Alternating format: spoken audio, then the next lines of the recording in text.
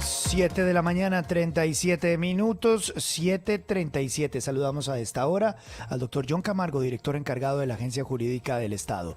Doctor Camargo, gracias por acompañarnos. Buenos días. Muy buenos días a todos, Luis Carlos, Fernando, Dercy, antigua compañera de trabajo mía, Santiago y William, muy buenos días. Doctor Camargo, hoy Colombia está contenta porque ha ganado un multimillonario pleito en Washington con el objeto de un megapredio de la mafia. ¿Cuál es este megapleito que se acaba de ganar Colombia y qué fue lo que hicimos?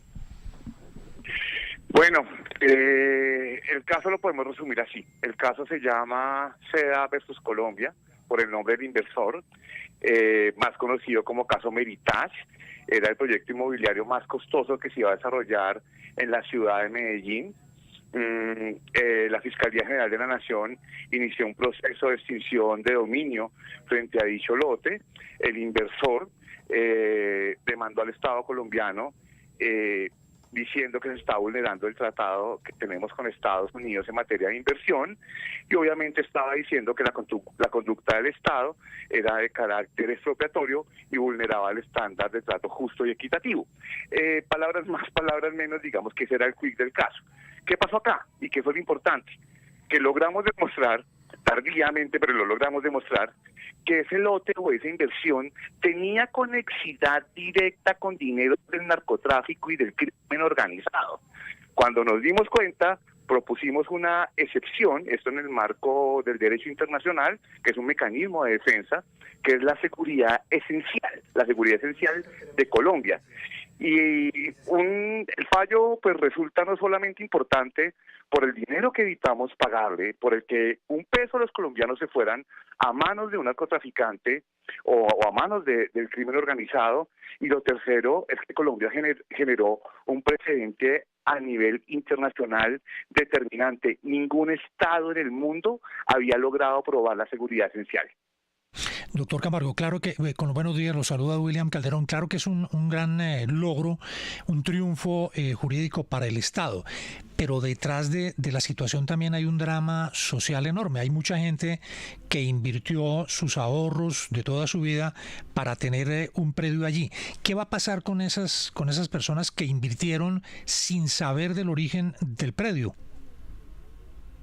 Bueno, mire, yo la verdad, pues le voy a dar un poco el contexto de lo que tenemos. Digamos.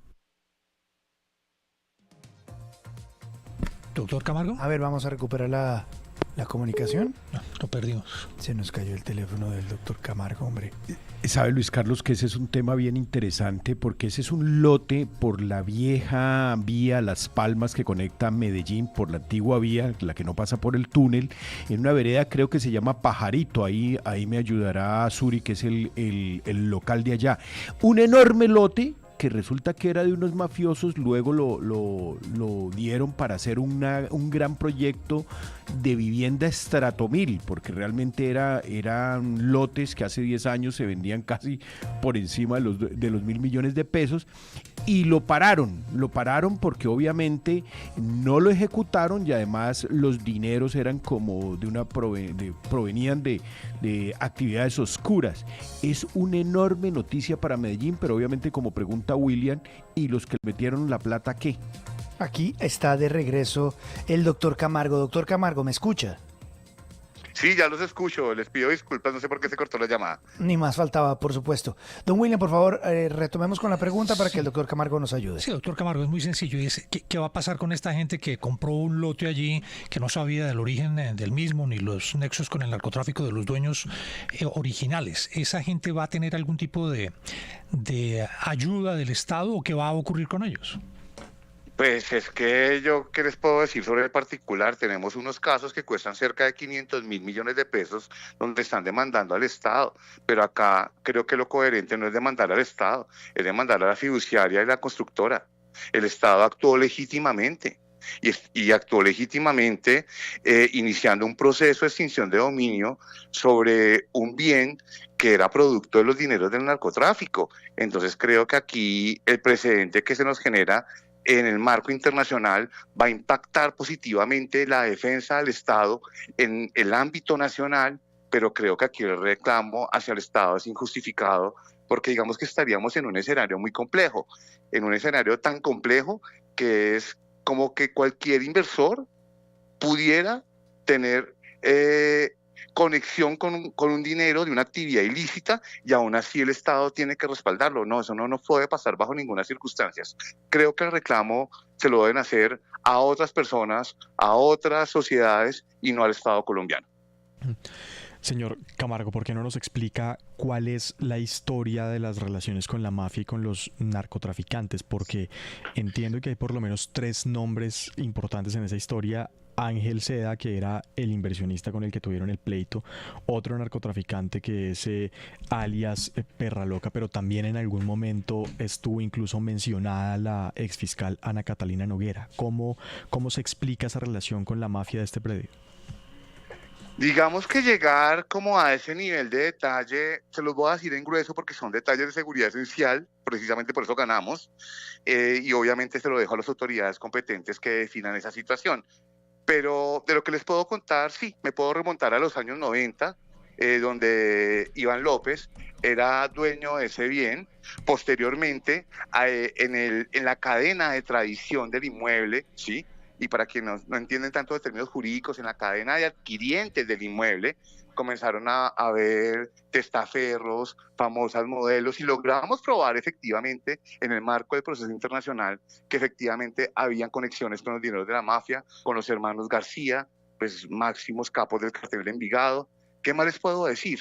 O sea, realmente la evidencia que presentó Colombia pues está también sustentada y creo que el tribunal así lo vio, tan así lo vio que nos permitieron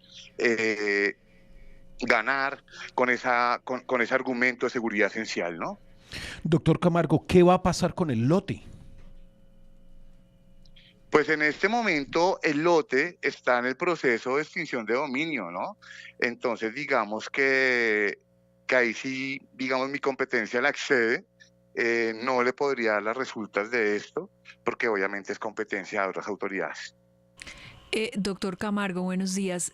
¿A qué estábamos nosotros enfrentados? Es decir, si hubiéramos perdido ese pleito, ¿cuáles eran las pretensiones de los demandantes, aparte pues de recuperar el lote?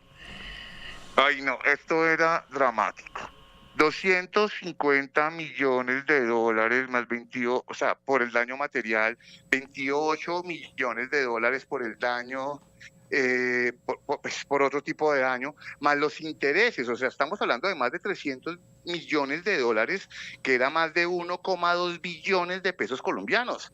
Pero lo más grave aún, la plata es terrible, pero que uno validara una actuación irregular, una actuación ilegal, y que los dineros de los colombianos terminaran en manos de personas que se dedican a cometer ilícitos, la verdad, pues era completamente repudiable.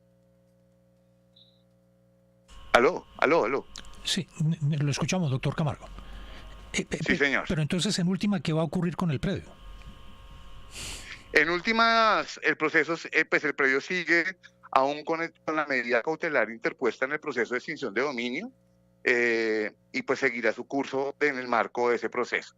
Yo, la verdad, pues, como les repito, exceden a mis competencias determinar cuál va a ser el futuro de ese predio, pero pues lo que les puedo decir ahora es lo que es de mi competencia. ¿Hay algún tipo de recurso al que puedan recurrir los propietarios originales del predio, o esto ya es un caso que se puede dar perfectamente por cerrado? En el marco del arbitraje internacional de inversión, el inversionista tiene 120 días para presentar un recurso de anulación. Yo ese escenario lo veo poco probable, eso lo veo yo como experto en el tema, por varias razones. Primero, por el costo. Interponer el recurso de anulación puede costar cerca de 2 millones de dólares. Segundo, por la probabilidad de éxito.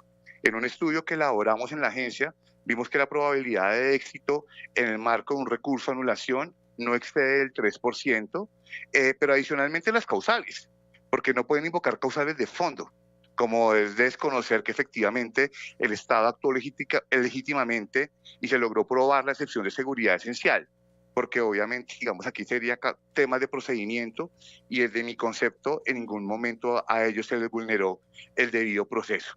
Sin embargo, también recordemos, y creo que es muy importante que ustedes y todos los oyentes y todo el país lo sepa, estábamos enfrentados ante una de las firmas de abogados más poderosas del mundo, que es Gibson, abogados de Google, abogados de Meta, abogados de Walmart, y ganar ese caso muy complejo. Y les boto un dato, Gibson, la firma, es la misma firma que va a representar la demanda en contra de Colombia en el tema del Galeón San José. Ya se imaginarán ustedes. Claro, es un logro de enormes proporciones.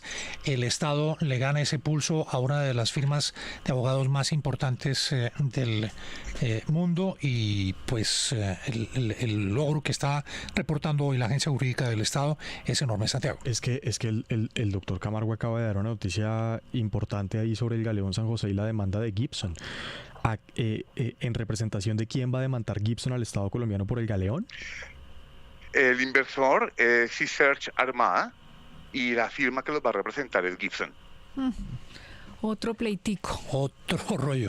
Otro rollo adicional. Pues, doctor Camargo, muchas gracias por atender esta comunicación. Nos salvamos de pagar 300 millones de